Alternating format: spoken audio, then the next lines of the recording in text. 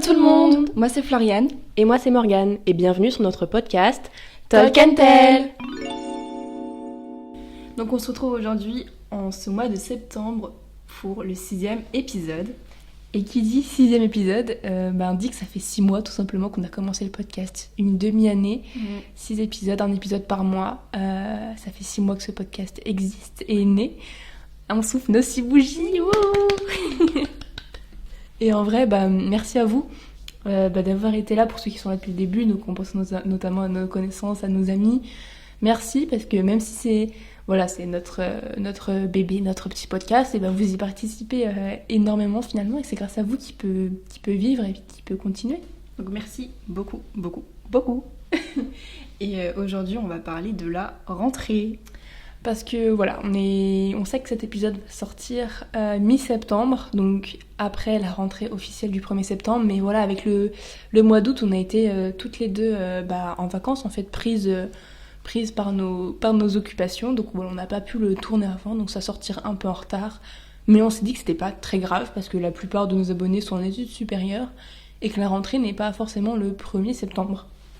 Et moi, personnellement, quand j'entends le mot mois de septembre, ça me fait penser à la rentrée. Et tout le mois de septembre est dédié à cette période. Donc, ça va au calme.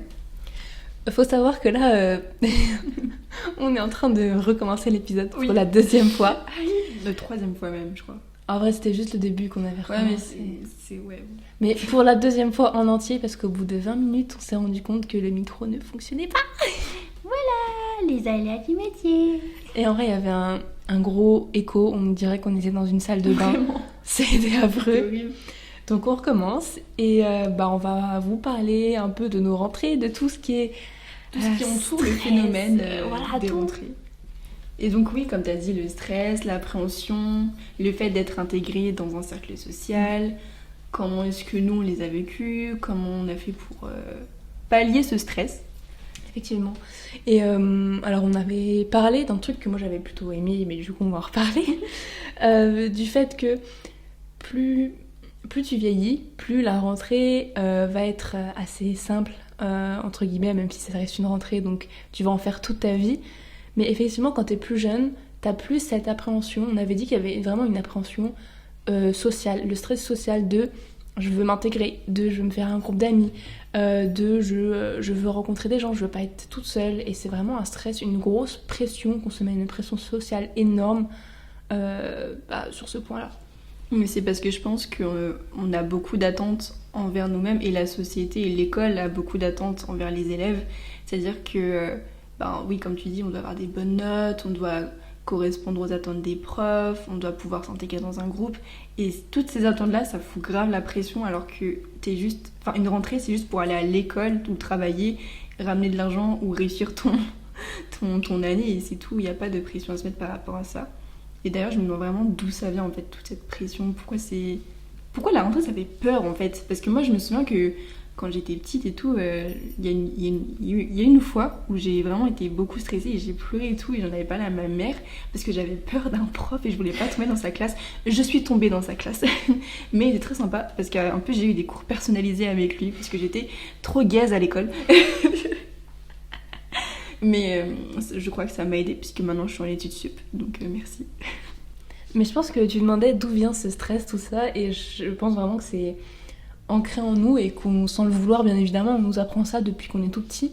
Parce que je me rappelle de ma toute première rentrée avec Floriane, et en soi, je me rappelle plus si j'étais stressée ou pas, j'en sais rien, c'était en grande section de maternelle, donc je pense pas que c'était le même stress qu'au collège ou au lycée, mais dans le sens où inconsciemment, je suis arrivée en classe, et je suis allée vers un groupe de filles qui étaient déjà amies, donc Floriane était dedans. Et donc c'est vraiment inconscient depuis toujours, depuis le début. Genre tu veux te faire des amis, tu veux te faire des copains, quoi. Parce que voilà, mais c'est inconscient, tu veux jouer avec tes copains, tu veux pas être tout seul, personne ne veut être tout seul à la rentrée. Et puis au fur et à mesure que tu grandis, ça s'amplifie, je trouve. Surtout à la période, par exemple, du collège, qui est une période sacrément difficile. Et il y a plus de chances d'avoir du harcèlement aussi. Et je pense que c'est là où tu redoutes vraiment tes rentrées. Moi, non, c'est pas cette période où j'ai redouté mes rentrées, quoique. Mais le collège, je trouve, c'est un peu une période chelou pour une rentrée. Genre, t'es tout le temps, t'as tout le temps peur, genre t'es tout le temps stressé. Et en plus, si t'as un enfant harcelé, mais ça c'est autre chose. Mais ouais. Mais du coup, comment pallier ce stress finalement? Après, j'étais en train d'y réfléchir justement. Il n'y a pas de tips. Enfin, en tout cas, moi, je sais pas, à part vraiment les trucs bateaux de oui, il faut bien dormir avant la rentrée, il faut reprendre le rythme, mange bien avant d'aller te coucher, tout ça. Mais c'est tellement bateau et je crois que j'ai jamais eu de vrais tips, de vraies astuces pour ne pas stresser parce que j'ai toujours stressé. Mais c'est le temps qui fait. Et en vrai, je ne voudrais jamais. Je suis en train de me remémorer la sensation là, du coup, quand on parle, ça me remémore mes rentrées. Et c'est une sensation que jamais je ne voudrais retrouver, mais au grand jamais. Vraiment, c'est beaucoup trop stressant. Ouais, genre avoir la boule au ventre, se sentir un peu perdu au milieu d'une nouvelle classe, ne pas savoir avec qui tu vas tomber. Et ça me fait penser à plusieurs trucs, mais déjà le fait que je sais qu'au collège et au lycée, il y avait des manières de savoir dans quelle classe on allait tomber. Par exemple, pour ceux qui ont connu Pronote, Éclat ou Pearl Trees, et bah, il y avait des gens qui fouillaient dans le réseau intranet de l'école pour savoir avec qui ils étaient en groupe, parce que les groupes étaient déjà faits. Et on pouvait savoir dans quelle classe on allait tomber. Et t'avais souvent des gens sur les réseaux sociaux qui allaient venir te voir en mode on est dans la même classe, viens, on est potes, on se met à côté et tout. Et en fait, c'est une manière de se sentir rassuré. Quand tu fais ta rentrée en fait. Oui, en vrai, c'est pas mal ces systèmes de. Enfin, il n'y avait pas de système pour savoir à l'avance avec qui t'étais, mais je trouve qu'en fait, il faudrait. Et c'était bien de chercher. Enfin, on cherchait tous à savoir avec qui on allait être et tout. Et en vrai, il faudrait qu'il y ait un système comme ça. Enfin, ou pas, en fait. Non, je sais pas. Ça dépend. En fait, je sais pas. Si tu tombes avec tes potes, t'es content, mais si t'es tout seul, t'as plus de vacances. Les vacances, elles sont gâchées, en fait. Ouais, bah du coup, ça me rappelle une rentrée. Un jour avant, alors. Oui, voilà. Bah, ça me rappelle une rentrée, en fait. Purée. C'était au lycée, donc en première, je crois. J'avais eu le Covid et pourtant moi j'étais pas malade, j'avais rien, j'avais aucun symptôme, rien du tout, mais à l'époque, même si t'avais pas de symptômes, t'étais contagieuse, donc puis j'étais allée chez le médecin, donc forcément j'avais un test, tout ça, et c'était prouvé, j'avais pas le droit d'aller au lycée pour ma rentrée, et vraiment j'en ai pleuré, genre je voulais y aller et tout, parce que encore une fois, la rentrée va se passer sans toi, ta classe va se faire sans toi, tu sais pas si t'es avec tes potes, tu t'en sais rien. Et du coup, le jour de la rentrée, j'ai échangé avec une amie, et plusieurs amis même, et je voyais que j'étais dans la classe de personne. Et là, t'es vraiment tout seul, t'es chez toi, tu peux pas sortir, tu t'échanges que par message, que des gens qui sont là, qui font leur rentrée, qui sont trop contents et tout, et qui disent qu'ils sont pas avec toi, et toi tu sais pas avec qui tu es. Et tu te dis, ta classe ils ont déjà sympathisé, ils sont déjà un groupe, tout ça, et tu te dis, mais comment tu vas t'intégrer? Et c'est horrible. Et donc c'est pour ça que je disais que c'était pas mal de savoir avant avec qui tu es, mais pas trop avant non plus. Parce que c'est vraiment, je pense que c'est vraiment ça, c'est le truc qui fait stresser avant la rentrée. C'est vraiment savoir avec qui tu vas être, c'est le truc qui fait vraiment flipper. C'est vraiment savoir si tu vas être avec tes potes ou pas. Et aussi souvent le professeur, parce qu'en fait t'as des professeurs, ils ont une certaine réputation dans des établissements. Et quand tu sais que t'as un tel ou un tel en tant que professeur principal, ou que tu vas l'avoir toute l'année, et ça se trouve t'as un mauvais passif avec ce prof, et ça aussi ça peut te foutre la boule au ventre et te mettre mal, parce que t'as des profs, ils sont un peu toxiques. Ils sont pas faits pour être profs en fait, je sais pas ce qu'ils font là, mais ouais, il y a plein de facteurs qui font que tu apprends ta rentrée. Et les professeurs, et aussi les pions au collège, les animateurs, tout ça, et aussi ils te foutent la boule au ventre. Oui, sacré personnage ces gens-là.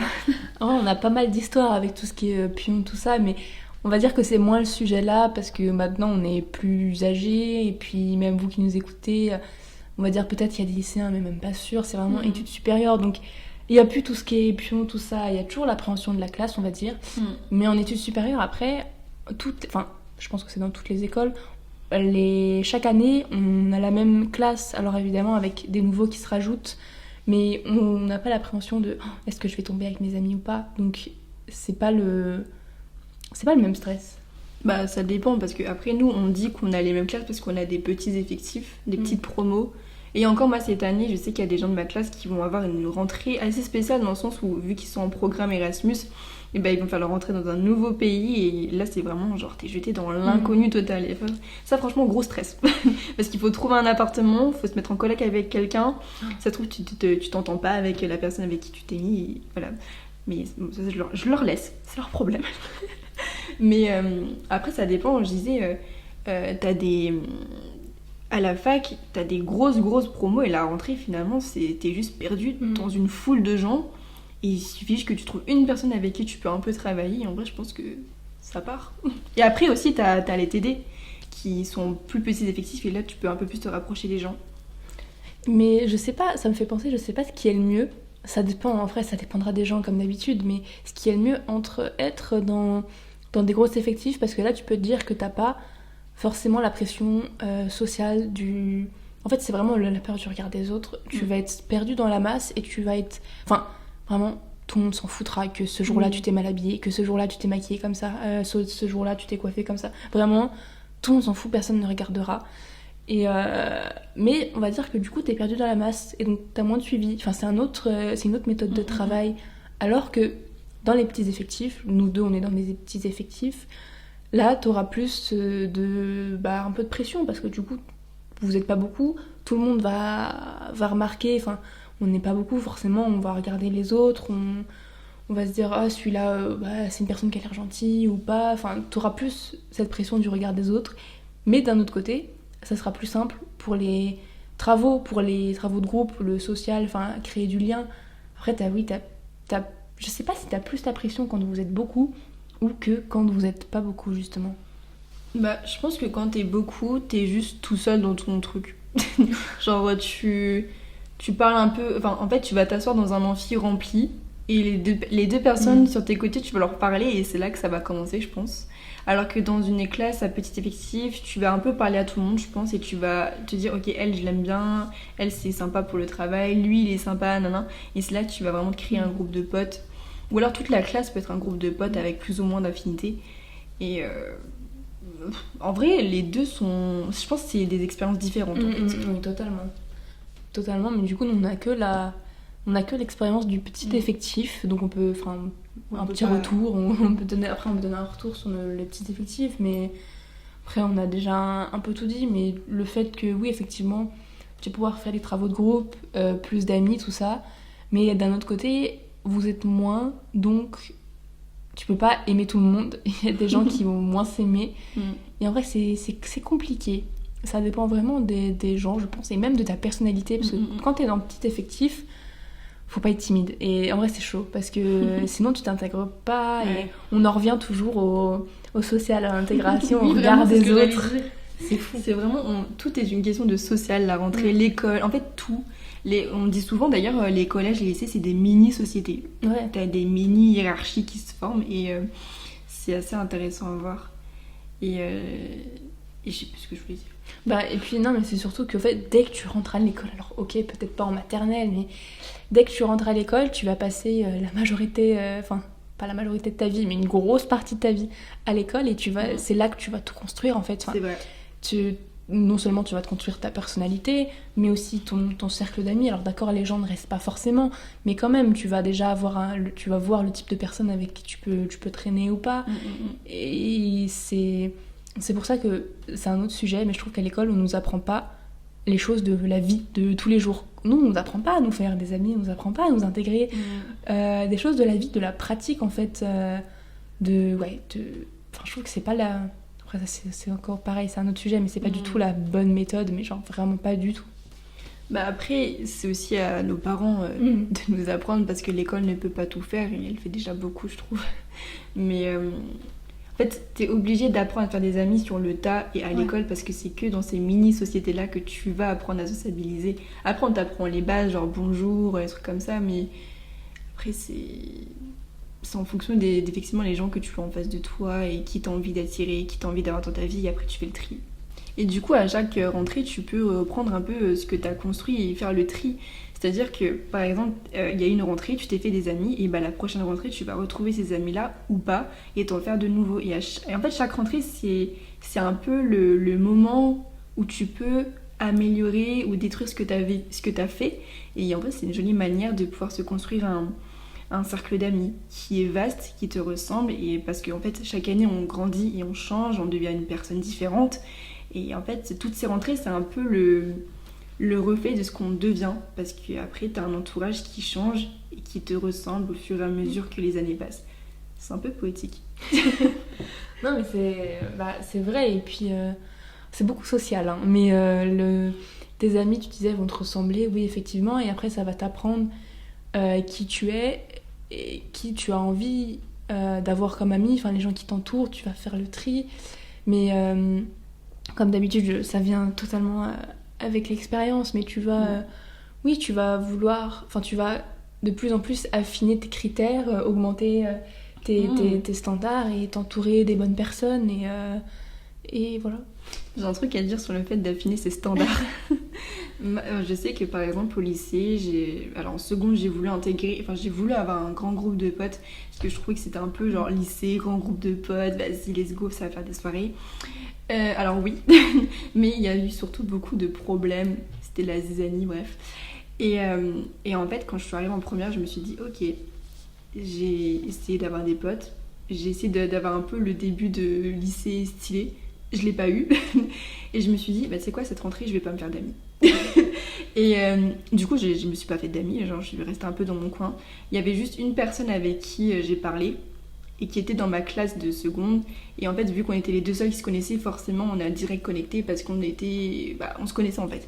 Donc on est devenus juste potes 8h 18h et après pardon je t'ai griffé. Elle me griffe. Et après on passait à autre chose et en fait c'est marrant parce que j'ai pas eu peur d'être seule. Je me suis juste faite à l'idée d'être seule et c'était marrant de se dire parce que généralement à la rentrée tu dis je vais faire un maximum de potes, et là je me suis dit je vais essayer de pas me faire de potes. C'est assez marrant, c'est très en contradiction avec le terme rentrée finalement. Mais finalement après j'ai quand même réussi à me faire des potes parce que les choses font qu'on est des êtres sociaux pardon. Et les gens nous approchent, pas forcément les bons gens pardon. Mais finalement en fait t'es à l'école, t'es obligé d'être avec des gens et t'es obligé de sociabiliser et tu peux pas faire autrement, sinon t'es en marge. Et c'est pas mauvais d'être en marge, mais à chaque fois le social te revient à la charge. Mais c'est vrai qu'il faut pas que ça soit forcé par contre, parce qu'on a tous essayé au lycée de se faire un groupe d'amis, tout ça. Mais moi en vrai j'ai essayé de m'intégrer, tout ça, mais en fait je n'ai jamais été leur ami. Et quand les gens veulent pas de toi, ils veulent pas de toi. Ouais, puis je sais même pas qu'ils voulaient pas de moi, c'est juste que j'ai essayé et puis que à l'époque, tu sais, moi j'avais pas le droit de beaucoup de sortir, tout ça, donc t'es pas intégrée aussi. Par rapport à ça, même par rapport, j'avais pas les réseaux sociaux, donc t'es pas intégrée déjà par rapport à tout ça.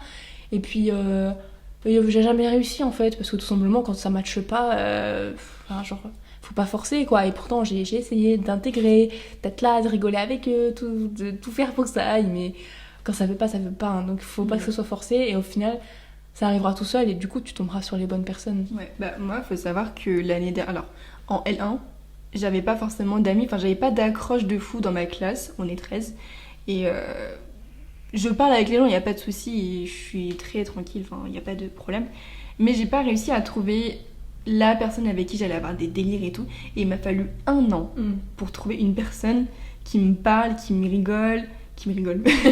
rigoler, et avec qui je rigole, et avec qui il y a directement eu un lien, une étincelle comme on dit.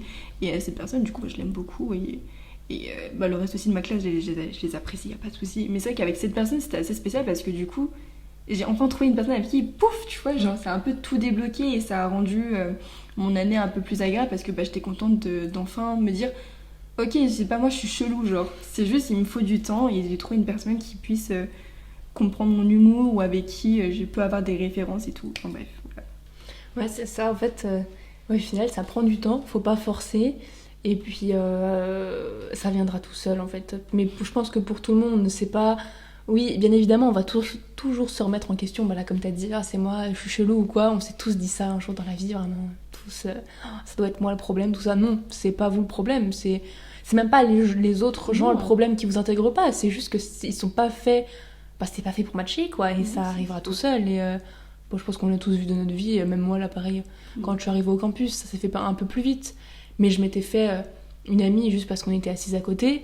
Et au final, on a vu qu'on n'avait pas grand-chose en commun. Et au fur et à mesure de l'année, on se rapproche chacun de gens différents. Et voilà, voilà, ça se fait quoi. C'est juste, ça prend plus ou moins de temps, mais ça se fait tout seul.